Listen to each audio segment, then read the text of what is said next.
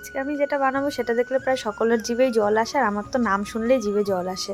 আলু কাবলি বানাবো আজকে। তার জন্য দেখো এখানে আমি শুকনো লঙ্কা আর ধনে ড্রাই রোস্ট করে গুঁড়ো করে নিয়েছি, আর এখানে তেঁতুল ভিজিয়ে নিয়েছি, আর এখানে কেটে নিয়েছি পেঁয়াজ, কাঁচা লঙ্কা, টমেটো, আর এখানে দেখো আলুটা আগের থেকে সেদ্ধ করে রেখেছিলাম। তো আলুটা এবার কেটে নেবো। আলুটা কিন্তু বেশি ছোট করে কাটবো না, একটু বড় করেই কাটবো। তো দেখো এখানে কিন্তু আমার আলুটাও কাটা হয়ে গেছে। তারপর আমি এখানে দিয়ে দেবো পেঁয়াজ, কাঁচা লঙ্কা, টমেটো কুচি, তারপর দিয়ে দেবো ভাজা গুঁড়ো মশলাটা, ও তারপর দিয়ে দেবো এখানে একটু লঙ্কার গুঁড়ো, ও তারপর দিয়ে দেবো আমি এখানে তেঁতুলের জলটা।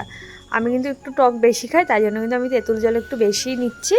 আর এই রেসিপি মোটামুটি সবাই বানাতে পারে, তাও আমি যখন খাচ্ছি ভাবলাম একটু তোমাদের সাথেও শেয়ার করি।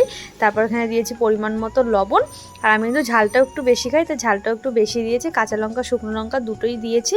তো দেখো আমার কিন্তু এখানে আলু কাবলিটা মাখানো হয়ে গেছে। এটার মধ্যে কিন্তু ছোলা, মটর, গাজর আরও অনেক কিছু দেওয়া যায়, তো আমার কাছে ছিল না তো দিইনি। তো দেখে দেখো যতটা ভালো লাগছে, খেতে কিন্তু তার থেকে আরও বেশি ভালো হয়েছে। তো আমার বোন এসেছিলো আজকে, তাই জন্য ওকেও দিলাম, ও খেয়ে বললো খুব ভালো হয়েছে। তো আজকের মতো এইটুকুই, দেখা হচ্ছে পরবর্তী কোনো ভিডিওতে। টাটা সবাইকে।